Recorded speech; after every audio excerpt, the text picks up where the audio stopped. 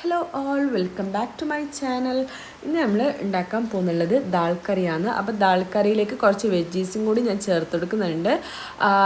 കോവയ്ക്കയും cluster ബീൻസും പിന്നെന്താണ് ഈ രണ്ട് ഐറ്റംസാണ് ഞാൻ ഇതിലേക്ക് ചേർത്ത് കൊടുത്തിട്ടുള്ളത്. ദാൽ ഞാൻ ഒരു 10 മിനിറ്റ് കുതിർത്തിയെടുത്തതാണ്. അപ്പോൾ അതിലേക്ക് ആവശ്യത്തിനുള്ള വെള്ളവും പിന്നെ ആവശ്യത്തിനുള്ള ഉപ്പും ചേർത്ത് കൊടുക്കുക. പിന്നെ ബാക്കി ഞാൻ പറഞ്ഞ വെജീസും കൂടി ഇട്ടെടുത്തതിന് ശേഷം വെജീസ് നമ്മൾ കോവക്കയും ക്ലസ്റ്റർ ബീൻസാണ് ചേർത്ത് കൊടുത്തിട്ടുണ്ടായിരുന്നത്. ഒരു 4-5 പച്ചമുളകും ചേർത്ത് കൊടുക്കുക. പിന്നെ കുറച്ച് മഞ്ഞൾപ്പൊടി, പിന്നെ സാമ്പാർ പൊടിയും ചേർത്ത് കൊടുക്കുന്നുണ്ട്. കുറച്ച് പുളി, കറിപ്പുളി ഇല്ലേ, അത് ചേർത്ത് കൊടുക്കുക. എന്നിട്ട് നമ്മൾ മൂടി വെച്ച് നന്നായി ഒന്ന് വേവിച്ചെടുക്കുക. നന്നായി ഒരു 4 വിസിൽ വേവിച്ചെടുത്താൽ മതിയാവും. 4 വിസിലടിച്ച് അതിനെ ഓഫ് ചെയ്ത് വെക്കുക ഫ്ലെയിം. നെക്സ്റ്റ് നമുക്ക് താളിപ്പാണ്.